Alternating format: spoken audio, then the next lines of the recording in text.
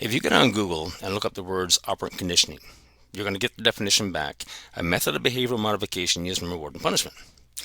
That is not operant conditioning, not according to the man himself. Dog trainers blame B.F. Skinner for operant conditioning, but it's the wrong definition. What Skinner would define as operant conditioning is completely different. It's all about that first interaction with something new in the environment, positive or negative consequence. That's the reality. That's what your operant conditioning is, because that becomes part of you. It's all about the negative and positive consequences of your actions, and it's the same for the dog. The problem is we're not looking at the world through a dog's eyes. We're looking at the world through our eyes. We're seeing the dog's world through our set of eyes, and we're trying to get the dog to live through our eyes, and that's not right. It's their operant conditioning. They need to choose it, to change it. That's the reality. You cannot change the dog's operant conditioning. You can control it. You can modify it for so long using punishment. You can suppress behaviors, but you're not going to finish the job with reward and punishment. It doesn't work that way.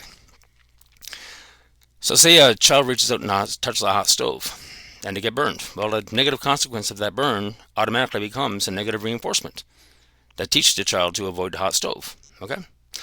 And that's the whole thing with consequences. If the first time you interact with something in the world is a negative consequence, then it's going to be a negative consequence until it becomes a negative reinforcement, and you're actually scared of it. Okay? This is how it works with children. When parents that are afraid of children, they keep suggesting this, don't go near the spider, you'll get bitten. If you keep hearing that over and over again, that's a negative consequence, and eventually it's going to become a negative reinforcement, and the child ends up afraid of spiders. It's the same with positive consequences, and there's a huge dark side to positive reinforcement. If you go into a lottery or a store and buy a lottery ticket and you scratch it off and you win $10,000, that's a positive consequence to you. Okay? And that positive consequence, if you keep playing it, is going to cause you to pony up more and keep playing. And eventually those positive consequences turn into a positive reinforcement, which makes you a gambler and you're addicted now to gambling. And that's not a good thing. It works the same with drugs. But it's the same with food. All these positive consequences become positive reinforcements, and they're not always good.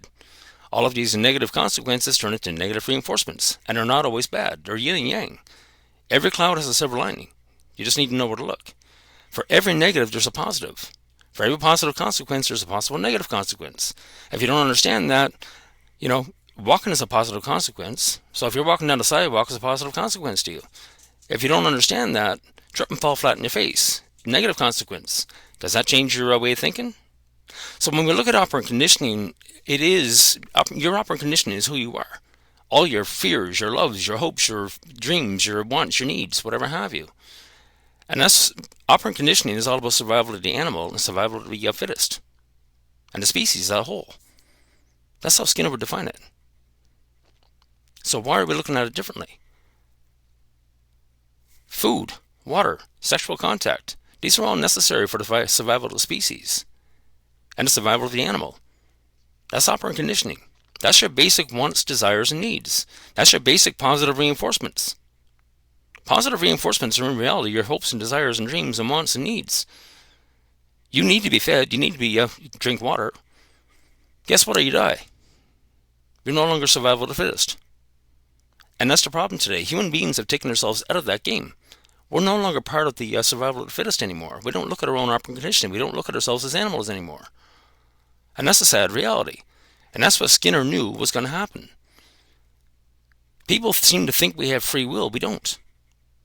You have free will in your mind. All your wants, desires, needs, and your choices and everything else. It doesn't mean that you're going to get them.